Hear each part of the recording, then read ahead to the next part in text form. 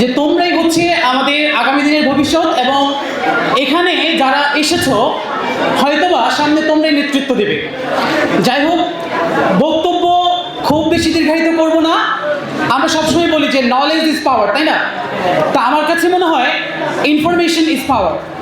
কারণ এখানে অনেক স্টুডেন্ট এসেছে যারা আসলে পাবলিক বিশ্ববিদ্যালয়ের যে ব্যাপারগুলো ছিল তারা জানতো না।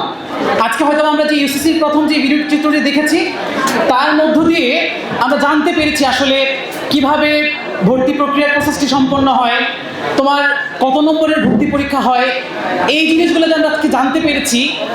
এর মধ্য দিয়ে হয়তোবা আমাদের মধ্যে আমরা একটা স্বপ্ন বুনতে পারবো, যে স্বপ্নটা হচ্ছে যে আমরা পাবলিক বিশ্ববিদ্যালয়ের শিক্ষার্থী হব। আর দ্বিতীয় কথা হচ্ছে, পাবলিক বিশ্ববিদ্যালয়ে ভর্তি হলে আসলে লাভটা কী হয়?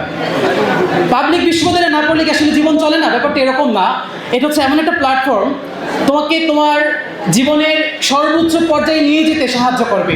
অর্থাৎ তুমি যদি ভালো শিক্ষক হতে চাও, কিংবা ভালো রাজনীতিবিদ হতে চাও, কিংবা সমাজের যে কোনো জায়গায় যেতে চাও, তোমার এই পাবলিক বিশ্ববিদ্যালয়ের যে অ্যালামনাই বলো, যে কানেকশনটা বলো, যে নেটওয়ার্কটা বলো, যে পরিবেশটা বলো, সেটা তোমাকে অনেক দূর এগিয়ে নিয়ে যাবে। আর সবশেষে আমি আরও একটা কথা বলবো, সেটা হচ্ছে এখানে আমি মনে করি যারা কম্পারেটিভলি সচেতন শিক্ষার্থী তারা এখানে উপস্থিত হয়েছ।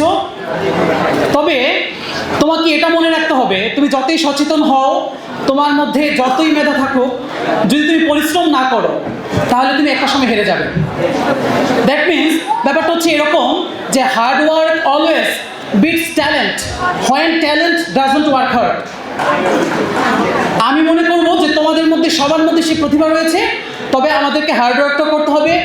এবং একেবারে লাস্ট কথা হচ্ছে এরকম, কখনোই নিজেকে ছোট ভাবা যাবে না।